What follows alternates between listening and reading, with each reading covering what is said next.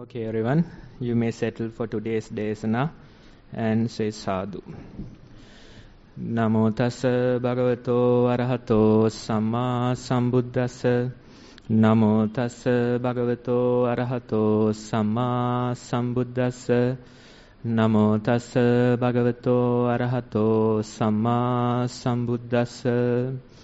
Yang atitang tang pahinang yang anagatam tam patinissattam pachuppanne suchatta bhava patilabesu chandarago suppativinitoti.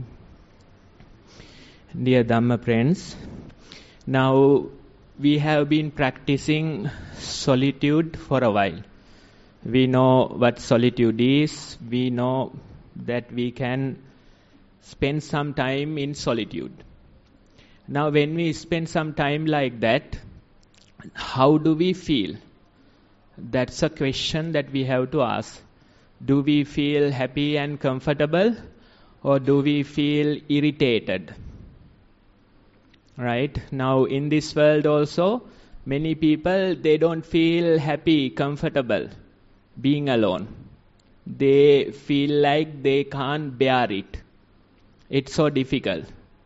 There's some reason behind this. Why does it feel so difficult?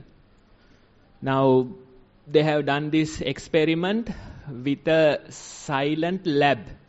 They have created a silent lab, and the challenge was to simply go into this lab and spend some time. No phones allowed, no sounds inside the lab, no sights to see. You simply has to go in and spend some time. Right? So many people, they took this challenge and they went inside. They had no phones, no distractions. They simply had to stay for a while. That was the challenge. How long do you think that they stayed? On average, they could only stay for like 10 minutes maximum.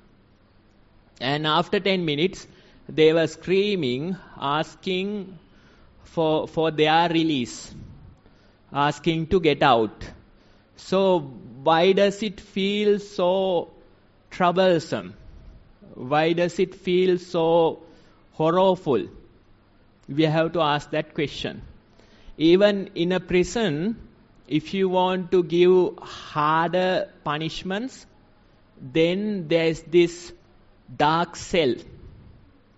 The person is put in this dark cell, solitary confinement, it is said, and probably for a few days that person has to stay there. Even for a person who is already in prison, if you want to give them a harder punishment, then the solitary confinement, the dark cell. And when you put somebody into this dark cell, if you let them spend few days there, then after few days, they'll be dragged out like a dead body. Because they can't bear it. They can't bear that difficulty. It's so difficult, they break down. And they are dragged like a dead body out of this dark cell. Right? So you can see, although these people, they are alone, they don't feel comfortable in that. They feel like it's too much to bear. They feel like it's too hard. So are they really alone? That's the focus here. In this particular sutta, Buddha is focusing towards that. Are they really alone when they feel such things?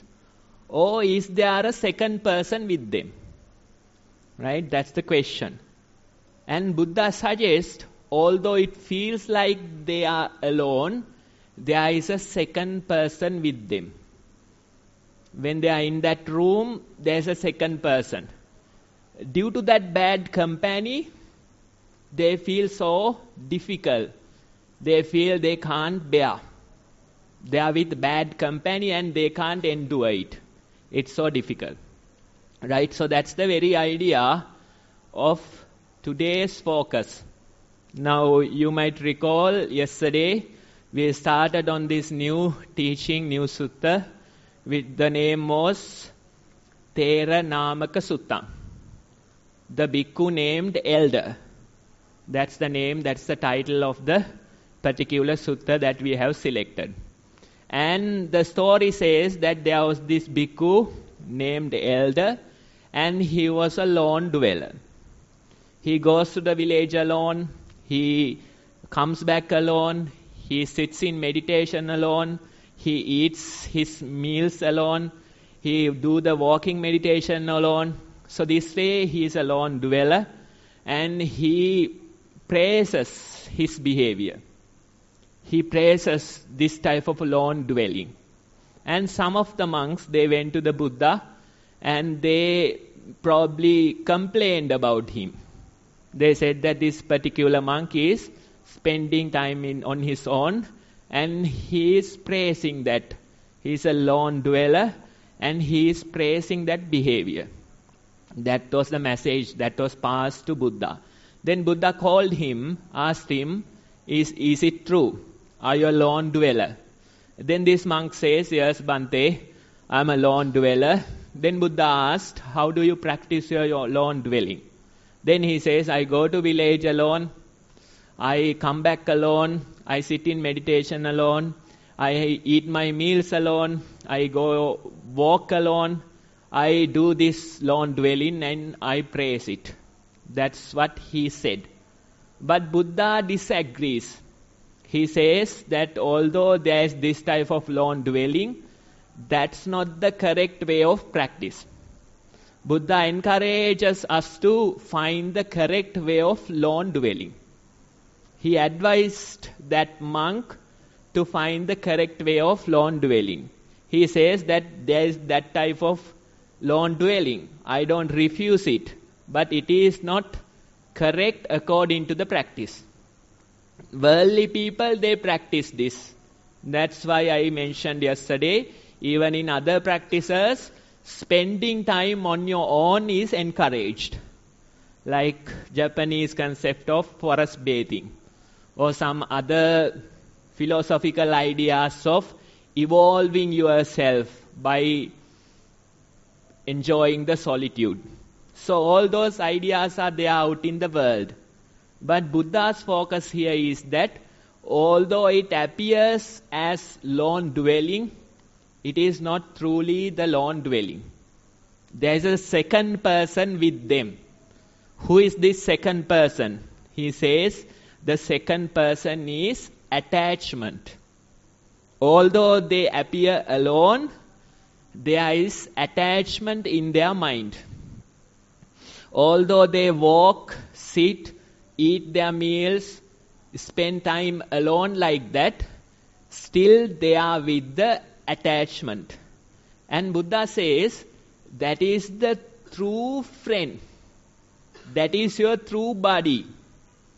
In this long path of samsara, you are always traveling with this second person. Who is this second person? That's the attachment.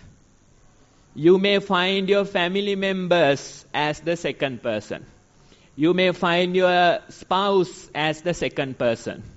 You may say, my friend is my buddy. But in reality, in truth, Buddha is saying, that's not the real second person. Your spouse is not. Your buddy is not. Insert this very attachment in your mind. That is the second person that you are with. No matter where you go, still you are with this second person. That's why spending time alone is good. But that is very beginning of the practice. You have to go further and really get rid of this second person. Without getting rid of him, you won't be at peace. That's what Buddha says. So if you truly want to be at peace, you have to get rid of this second person. Due to attachment, you feel so bad being alone. Why? This second person is bad company. This attachment is bad company. That's why it can create so much suffering. That's why those people who undertook that silent lab couldn't bear it, because this second person is creating so much suffering in them.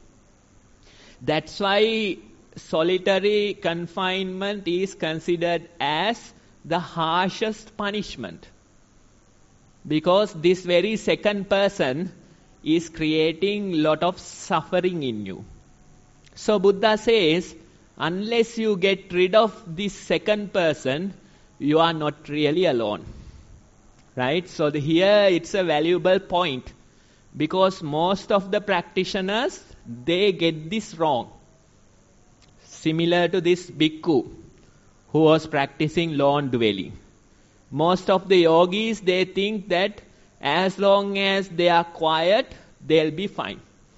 As long as there is no other person, they'll be fine. But they have this second person in their mind. It doesn't matter whatever they do, this second person is with them.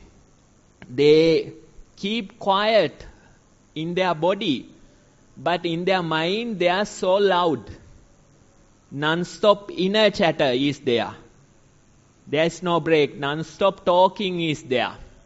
Right? That talking is due to this second person. Then sometimes they spend time alone. They don't want to deal with other people. Most of the yogis, they get really mad when somebody asks for help. When other person comes, they get really mad. The surrounding noises. Now these 2 days, it was a good experiment with the noise. Whether you like it or not, you had to deal with it. Right? When you hear those surrounding loud noises, you get mad, you get irritated. Why? Because of this second person. Right? Whatever the thoughts, memories that come, you feel so much friction towards them because of this second person. So it doesn't matter that you are alone, you still have this second person in your mind. Most of the yogis, they get this wrong. They think that as long as they stay like a mute, they'll be fine. They try to show that they are meditating, exhibiting that they are meditating. But really in their mind, they are not.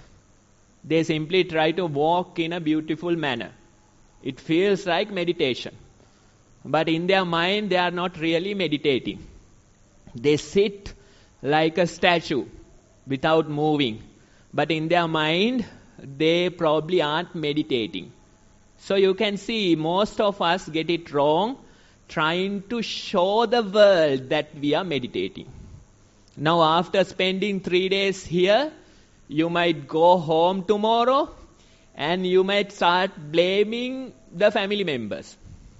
You will say it's too loud here, right? And you will say don't talk. You will say that I have to be mindful. With these people I can't be mindful. All those complaints come. Why? You want to show the world that you are meditating. But that is not the real meditation. Instead, that's that second person that we are talking about.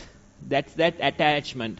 Even attachment towards the meditation practice is another corruption of the same attachment. That's what happens. Sometimes you seek for certain experiences. You get stuck in them. You feel like visiting that calm, peaceful experience time after time. Although it feels like a good thing, although it is appreciated by this world, you are another type of drug addict. You have this attachment towards the meditation practice. Now you seek certain unique experiences in your meditation. Now you think that being alone, being calm and quiet in your mind is the meditation. So you can see the same attachment works in different ways. It could be the worldly attachments to your family members, to work, all those things. Or it could be this practice attachment towards practice. Both of these things, the same issue, same problem. That's why Buddha is not praising this particular monk. Although he is living alone, although he is praising this behavior, Buddha is saying that's not the real thing. You can be alone, but you are with a second person. Who is that second person? That's attachment. After saying it, Buddha explains how to truly be alone. This is the most important part. His explanation of being truly alone. And that was the part I quoted in the beginning. He says, yang atitang tam pahinang, yang anagatang tang patinissatang. Pachuppannesu attabhava patilabesu chandarago suppati vinito hoti. This is the true way of being alone, he says. Yang atitang tam pahinang. What lies in the past has been abandoned. Yang anagatang tam patinissatang. What lies in the future has been relinquished. Pachuppannesu attabhava patilabesu chandarago suppati vinitoti. What desire and attachment for the present form has been thoroughly removed. You have given up the past, you have relinquished the future, but still the present moment, he says, the desire and attachment towards the present form has been thoroughly removed. And if you can do that, if you can achieve that, then Buddha says that is the praiseable dwelling alone. That is the way of dwelling alone according to this practice. That's what Buddha says. So you can see, yesterday we focused about two types of seclusion. Bodily seclusion. Then mental seclusion. Right? And today, this very teaching, it is focused on the third type of seclusion, which is seclusion from the attachment. That's the third type. Upadi viveka. It's identified as upadi viveka in Pali. You can have kaya viveka, bodily seclusion. You can have chitta viveka, mental seclusion. But the real way of seclusion, Buddha says, is the seclusion from attachment. As long as you don't achieve that, you are not really secluded, Buddha says. Right? So, you have to figure out the correct way of being secluded from the attachment. That's what matters. And if you can develop that little by little, then you can really feel how the practice is helping you. Then you can really feel how you start to feel more and more peaceful. You start to feel incremental levels of peace. Now let's say when you start your practice, when you bring your attention to the breathing, when you pay attention to the steps, you can really see all the past thoughts and the future planning. They start coming. Right? Most of our Q&A was about these past and future incidents. Either past trauma, past bad memories, they start rushing through. Then you start complaining, all these memories come and I really have a bad time in meditation. Then sometimes for some people it is the future planning. What should I do with this matter? What should I do with life? All those questions, doubts come. So you can see, according to our practice, we haven't gotten rid of the past. We haven't relinquished the future. You can see time after time the past is manifesting in us.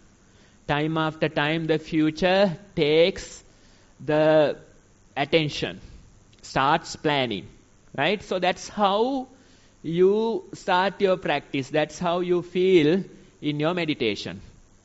But we don't deny that. We don't try to suppress it.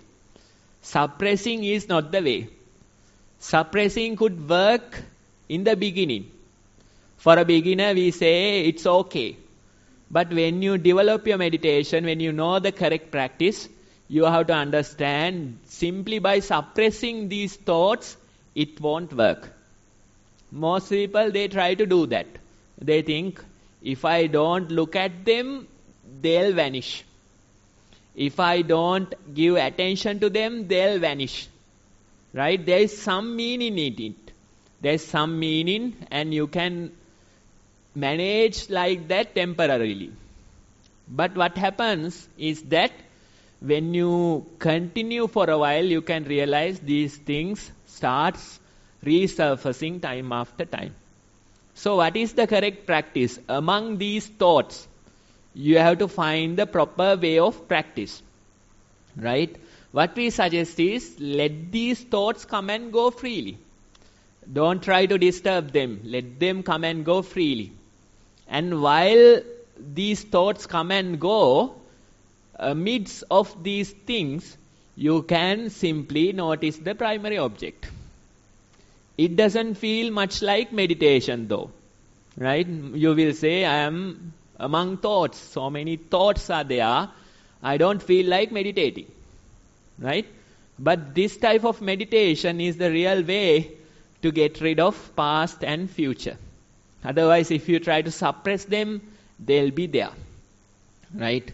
No matter how long you keep trying, they'll be there. I know a story about an old person, probably like 80 years old, and this person has been practicing suppressing for maybe like 40 years. Right?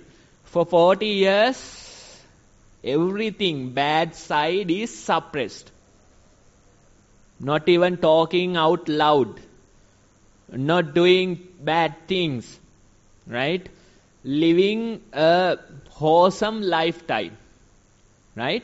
Even after 40 years, upon his deathbed, when his body is breaking down, when he is about to go through the death, he can feel all these things are surfacing. So imagine not attending to them for 40 years. Having all those positive recitations. Right? Reciting positive things. Listening to Dhamma, listening to Desanas, listening to Pirit. After doing all those things for 40 years, still the negative side is there. And upon his deathbed, all these negative thoughts are arising. All the tendencies are arising. All those past, future struggles are arising. And this person gets really angry. And blaming everyone, all the people who supports him, he is blaming. Cursing at them. Using filthy words. All those type of behaviors come. And you wish after spending 40 years like that, these things will disappear. Still not. Right? That's the issue. You can suppress them, but sooner or later they will resurface. Right? So you have to go through this healing process. It doesn't feel good, but you have to somehow go through that process. It feels like all these thoughts are coming and surrounding you, trying to attack you, trying to hurt you. These things happen. But you have to mindfully allow them to come and go. While allowing them to come and go, you simply anchor yourself towards the breath. You simply anchor yourself towards the bodily sensations. You simply anchor yourself towards the steps. That's what you have to do. So you can see this is a wise approach towards the mindful practice. Not only you are mindful of your breath, you know that these thoughts are there. They come and go. And sometimes certain past incidents appear. Sometimes certain addictions appear. Sometimes certain compulsive thoughts, behaviors appear. So when they come, you don't feel good with them. You feel like you are dragged into some dark place. But you have to understand, although these things appear, it is just a phase. It won't last forever. It's just a phase, right? And little by little, if you develop the ability to face them, then you realize after a few weeks, these incidents will disappear. So you can see a lot of things are there suppressed in your mind. So you have to let them resurface. You have to go through such difficult experiences. And by going through them, doing this practice repetitively, you realize after some time, the past and future, that settles down a bit. Not completely removed, but it settles down. How does it feel? How does it feel to settle down the past and future? Right? You feel like you are quite comfortable in the present moment. You used to plan a lot. In our minds, we plan a whole lot. Right? You used to plan a lot. But now you are not planning so much. Now, let's say maximum we'll live probably like 80 years. But the planning process, we plan for like 80,000 years. That level of planning we do. Imagine the plans that you create, right? Imagine the plans that you have done while being a teenager, right? Did they work out? Probably not. If they worked out, then probably you won't be even here, right? So you can see most of these plans were simply plans. They didn't work out, not even close. But anyway, we did the planning. Right? For living 80 years, we'll do 80,000 years worth of planning. That's how it works. Right? And with the planning, you feel no peace. You feel no break. Your mind is non-stop talking. Inner chatter is so strong. Right? You even forget the surrounding. Your quality of life reduces considerably because of this preoccupation with the planning. I remember one person, probably maybe like couple of years of meditation, that person was saying, Bante, I used to be a great planner. I used to plan a lot. And I feel a lot of anxiety, stress due to that very process. I go to work, I plan all those things, and when things go bad, when things go not according to the plan, I feel so much anxiety, so much stress, so much difficulty. So that's how I was couple of years ago. Even during a trip, let's say a trip is a break, right? Taking probably few weeks, few months for yourself, for your family. This person was saying even during a trip, I couldn't feel any peace because of this planning. Before the trip, 2 weeks prior to the trip, I start planning my vacation. I book tickets, pack bags, arrange everything, hand out work to somebody, delegate work to somebody. I do all those things. Starting couple of weeks ago, I'll do this planning process. Then during the trip, I was thinking about the plans I did, whether it will work out, whether those people will take care of my work, whether we can go to the place correctly, whether we will miss our flight. All those things come. Then after arriving to the destination, still you can't let go of the planning. Still it comes. Still it occupies your mind. So you are in this beautiful environment, probably a forest, probably a beach resort, but still in your mind you are somewhere else occupied, trying to resolve all these matters. Then nearing the end of the trip, same process starts. Now I have to go back, now I have to catch up with all the work. Now what will happen when we return, whether we will miss the flight. All those worries, planning comes. So even after coming back home, returning to work, for even couple more weeks, you are wasting your energy with this whole process of planning. So you can see that person, although they are living, they are not peaceful, right? Or planning, trying to control things all the time. And after a couple of years of meditation, this person is comparing their current experience with the past one. This time they took a trip, not lot of planning went into that, but still did the necessary packaging of the baggage, did the flight booking and everything, came to the trip and was able to enjoy the surrounding, was able to enjoy the meals, was able to enjoy the sceneries. All those things were enjoyed, the quality of life has improved. And even after returning, they could directly go back to work because of this lightness in heart. And this person is saying, my baggage was lighter, even my emotional baggage was lighter. Due to that lightness, I could enjoy life more. Right? So you can see those type of behaviors too can change. But it takes maybe like couple of years of practice.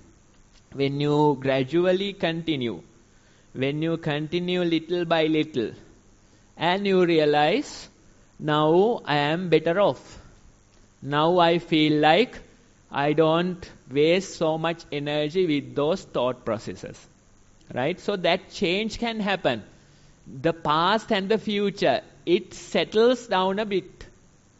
You can see the past memories are there, but they are not all the time occupying your mind. That's the difference. Right? It's not in the cache memory. It's in the permanent hard drive, not in the cache. Right? Most of our cache or the memory is occupied due to these past memories or the future planning. And you can't really deal with your day-to-day encounters because there is no empty capacity in your cache. Right? These people, what they experience is that the memory is there, but it is in the permanent hard drive. When you recall, you can remember things, but it is not always occupying your mind. The future planning you can do whenever necessary, but it is not occupying your mind all the time. That difference is there. And these days, people are talking about situational awareness. Right? Especially we are living in this new age. Lot of vehicles, lot of people, all these difficulties are there. So situational awareness is something important. If you have that preoccupation in your mind, then your situational awareness might be low. You don't know what's happening. You don't hear what the surrounding sounds bring you. You don't see surrounding people, right? Without you knowing, you get hit by a bus or you get into some other accident or danger. These things are real. These things happen. Why? You are preoccupied in your mind. So if you are present more and more, then you realize you have much better situational awareness. If there is danger, you see it far away. If there is somebody doing something, you notice it. If someone is talking something, you hear it. Right? Much better situational awareness is there. But what happens is that with this better situational awareness, you start to get more and more irritated. You have been ignorant towards certain behaviors of your family members. Now you see them much more clearly. Right? It feels like so irritating. That's one of the main complaints from mindful practitioners. They have three top complaints. The first one is they start to see faults in other people. Because earlier they were preoccupied in their mind. Now they are more present and they start fault finding. Meditators are great fault finders. Right? You go to a meditation center, you spend couple of days and they will find 100 faults with you. Right? That is how it is. Right? So the problem is now they are aware. Due to that awareness, they start to see the surrounding. They start finding faults in other people. Then the second thing is that they start finding fault with themselves. They start blaming them. They say that I have done something wrong. My precepts are broken. I can't walk because there are insects on the ground. All these complaints come finding fault with oneself. You have been walking fine all these decades. Now you are saying that I can't walk because there are insects on the ground. Right? Why? What happened? Earlier you have been smashing all those insects without knowing. Now due to the mindfulness you start complaining. Some people, they can't do the walking meditation in those walking paths. They say there are insects on the ground and I am killing them. Right? Unnecessary burden appears due to the awareness. So that's the second type of complaint. And the third one is they are saying that everything is irritating them. The weather, it is irritating them. The surrounding sounds, it is irritating them. Right? So that complaint is also very popular. They say my body aches, pains, I have this sickness, or some other problem with the surrounding sounds, or they say I am hungry, or all these mosquitoes are chasing me. All those problems come. Right? So they find this present moment really irritating. Earlier those things were there, but they didn't notice. Why? Because their attention was somewhere else. Now they are more present, they start complaining, they start seeing so many irritations in the present moment. Right? Now you can see, although the past and the future is settled a bit, now there is a problem with the present moment. You are quite not satisfied with the present moment. You start hating it. You feel like this is like hell of a problem. You don't feel comfortable in it. Right? All different fears, all different thoughts, all different addictives, these things start coming. Some people, let's say a mosquito bites. Right? And now your mind starts talking, inner chatter, saying this probably is a dengue mosquito. And what will happen if I get dengue? Right? Will I die? Will it be a peaceful death? Or will I have to encounter a lot of pain? So all those thoughts come. Right? Now these thoughts are based on the present moment experience. You can see due to this small insect, your mind is going crazy.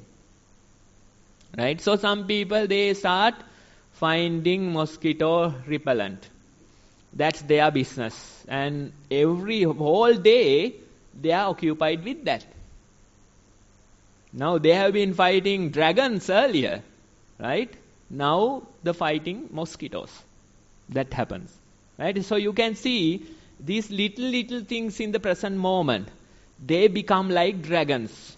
They become so overwhelming. And you start fighting this present moment. Right? The bodily aches, pains, You might have certain aches, pains in this body.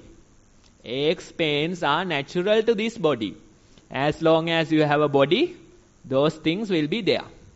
But what happens is that you start reflecting upon these pains, aches. You say, my back hurts. Today it hurts. Tomorrow it hurts. Day after tomorrow it hurts. What happens is that then you start thinking, maybe I have a deeper disease. Maybe there is something wrong with my back. And you go start finding doctors for the treatment. Right? It was based on a small matter. But what happens is that now it has become a dragon kind of a situation. Right? Earlier those back pains were there. But you didn't even notice you were watching a cricket match. Now suddenly you start to feel these frictions. And most of the meditators, they have certain illnesses. They say, I have this problem. I have a hip problem. I have a back problem. Or I have some other disease in my body. So those type of complaints come. So you can see this present moment experience, they are not glad. They don't like it. Right? They create a dragon out of this present experience. They try to find some problem issue with it. And they go trying to heal themselves, search for a doctor to treat them. Or they go find a place without any insects or mosquitoes. Right? All those things are there. And I heard this nice story from Thero. He was telling about building the meditation hall at Nissarana. I'm sure most of you have already visited that place. So it's like probably like 150 people can sit.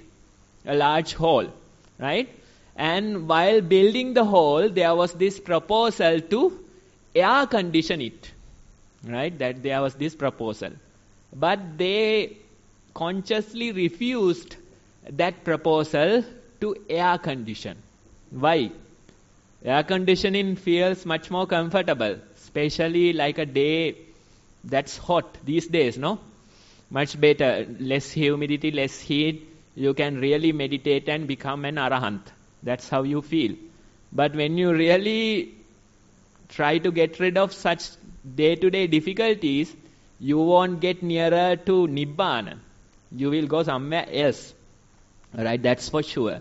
So we have to have these day-to-day difficulties. We have to deal with the weather. We have to deal with insects. We have to deal with the difficulties in our body. We have to deal with hunger. Now these days, if you have protected your precepts, you got to encounter hunger in your body. Usually we don't get this experience. Right? We don't get to encounter hunger in our life. What happens is that as soon as we feel hungry, we feed our body. Right? Even without feeling hungry, we feed it. But when you accept a precept, when you say no meals, afternoon, when you say, what is that, intermittent fasting, right? In modern days, there's this fasting diet method. They say 1 meal per day. You can eat whatever you can eat, but only 1 meal per day, intermittent fasting. So we are also doing the similar thing. Although it appears like a 2-meal plan, it's actually a single meal. Right? Only morning hours, no? So you get only a single meal. Right? So in the afternoon, especially towards the night, you can really encounter hunger. And these days, since it's hot, the food is burning so fast. So you can feel like so much hunger towards the night. And when we encounter hunger, there is some insight that you can find in it. You can really see how you are attached to these type of things. How you are attached to feeding yourself. Right? The food, that's That's what's here. Maybe your whole life you haven't tried, experimented with food, but now you get to feel hunger in your body. And you feel like you might die. I might die due to hunger. That's how you feel. But don't worry, you have enough storage in your body at least for like 30 days. That's for sure, right? Your body can last at least like a month without any food. That much storage you have. So don't worry that you will die. Instead, try to see these thought processes. Try to see how your mind is handling this hunger. Right? So these things, that's the hidden attachment. Your attachment towards your body. Your attachment towards living a long life. Your attachment towards feeding or the food. Your attachment towards being comfortable. Your attachment towards not feeling any pain, irritations in your body. So you can really see this place in your mind. Time after time, different things, they start coming. Right? So that very experience, that very practice is the way to go through this process or way to get rid of attachment in your mind. And when you continue for some time, you realize that you start feeling better little by little. And when you do refraining from food afternoon, when you do it for few years, when you try it time after time, you realize that there is no point in feeding this body. Right? In the afternoon, although you try to feed your body with all the drinks, with all the sugar, with all the food drinks, all those things you try, but these things are not considered as food. That's the whole idea. Refraining from food. When you drink a black tea, there is no food in it. And when you feed sugar into your body, the hunger becomes even stronger after a while. So we try feeding it, but still it doesn't work. Right? So after doing this for many years, many months, you realize there is no point in trying to get rid of this hunger. Instead, simply accept it and try to go through that experience mindfully. Try to see how this hunger is creating so much suffering in you. How these insects are creating so much suffering in you. How these surrounding troubles are creating so much suffering in you. You have been in much worse conditions earlier. You have experienced loss of your dear friends, family members. You have experienced other difficulties in this world. But this little hunger can still irritate you even more. These little insects can still irritate you similar to a death. Right? So that's how the mind works. That is the attachment towards present moment. So Buddha is saying, if you can observe the present moment without this attachment, then that is the real way to become solitude or become secluded.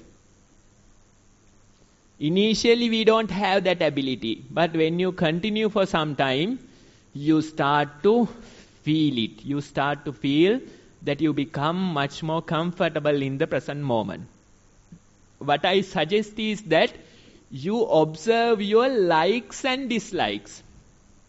When you observe your likes and dislikes, you can really see what are the things that create attachment. Now let's say some of the sounds in the surrounding, probably the wind, that doesn't create so much likes or dislikes. But that loudspeaker, it has been irritating us for 2 days now. Right? So there you can see likes and dislikes. Some thoughts come and go without much trouble. But certain thoughts will create likes or dislikes. Right? So this way, when you observe likes and dislikes, That's an indication of attachment towards the present moment. That's why for seasoned practitioners we say, keep observing likes and dislikes in your daily life. When you go back home, when you go to work, notice what are the situations that creates likes and dislikes. Maybe some people you feel like dealing with them. You like those situations. Some people, even seeing the sight of them, you get irritated. Right? So those are dislikes. You can see certain things create likes in you, certain things create dislikes in you. For well-seasoned practitioners, it's a good way to continue your practice, observing likes and dislikes. Likes and dislikes, that's an indication of hidden attachment there. Right? So reflect upon that point. Everyday lives, notice what are the things create likes and dislikes. In the meditation, notice what are the things create likes and dislikes. That way, if you continue, then you realize when that attachment is reduced, you are able to embrace the present moment much better. Now, there is this word, the Pali word, sannidhi. It is used in two different sections. First, it is used in Vinaya. There is this precept called sannidhi. Then it is used in Sutta Pitaka as well. It used in one way in Vinaya Pitaka and another way in Sutta Pitaka. But these two, there is a very nice comparison. Now, sannidhi means storage or stockpile, right? And in Vinaya Pitaka, it says that a monk can't store food. You get food in the morning, you can have whatever till noon. After that, you can't store them. Right? That's the very idea. Some monks at Buddha's time, they went on Pindapata, they gathered food for a few days, and they came back and they stored those food with them. And Buddha says, no, you can't do that. You can't do that. I'll put a rule named sannidhi. You can't store food. You can go begging only for today's lunch. That's all you can do. If you want meals tomorrow, then again you have to go to the village tomorrow. That's the whole idea of Vinaya Pitaka, sannidhi, a rule for a bhikkhu. Right? So this idea you get. It's clear that you can't store food. And when it comes to the practice, it's like a meal that is offered to the monk. He can enjoy it. He can use whatever the amount. But after that, he has to let go of it.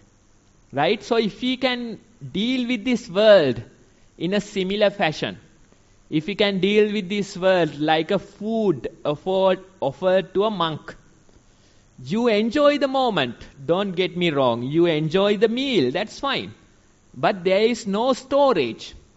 That's the difference. You don't try to stockpile. Instead, you enjoy the moment, you let go. If there is a beautiful bird sound from the surrounding, don't try to get rid of it. Instead, simply enjoy that moment. Next moment, it is disappeared. You can't go search for this bird. Right? So that's the very idea. You deal with this life like a meal that is offered to a monk. You enjoy the moment, then you have to let go and move forward. That's the very idea. And Buddha says, the arahants, the enlightened ones, they are incapable of stockpiling. They are incapable of storing. That idea Buddha says. Buddha says they are incapable. They don't have that quality. They don't stockpile. They don't do this storage. I think he is referring to the storage in the mind, not the physical storage. Right? They are not stockpiling in the mind. You enjoy the present moment, you experience it. Next moment, you have to let go of that in order to experience the next object. Right? So Buddha says, these arahants, they are incapable of stockpiling in their mind. Or they are incapable of sannidhi in their mind. They don't store in their mind. Instead, they are always welcoming the next moment. How to welcome the next moment? You have to let go of the current object. Right? So in our practice also, we can't hold on to experiences. If you hold on to experience, what happens is that you are not welcoming the next moment. You are not embracing the next object.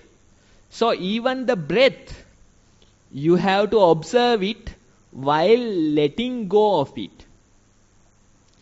If you let go this breath, then you are ready for the next breath that appears. If you keep thinking about this breath, if you keep holding on to it, what happens is that you are not welcoming the next breath. Right? So you can see in our mind, each moment, we have to let go and we have to be open to the next moment. If you keep searching the previous moment, if you keep chasing after it, then what happens is that you are stockpiling in your mind. Right? These things get stuck. And a whole queue is created. Right? So that type of a situation appears. So you can see in our practice, we are really doing this. Each and every moment, you have to let go of the current object in order to welcome the next object. And if you have that ability, then Buddha says that's the real quality. That's how you can really be secluded. When you don't have attachment towards the present moment. If you are stockpiling, then you have attachment. Right?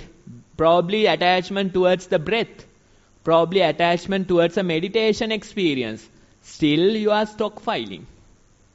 That's why we say even the meditation experience, it was what it was. There's this very nice Zen story. A disciple comes to the teacher and says, Bhante, I had this very nice meditation experience. All the beautiful colors came.